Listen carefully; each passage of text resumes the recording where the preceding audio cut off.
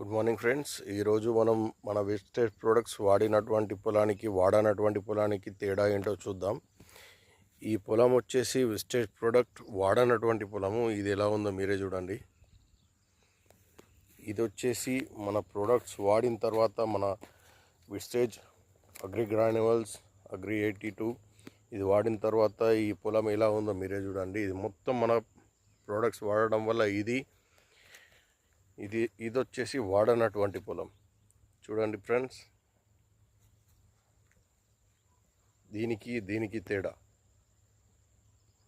మన ప్రొడక్ట్స్ వాడడం వల్ల 100కు 100% రైతు చాలా సంతోషంగా ఉన్నాడు. చూడండి.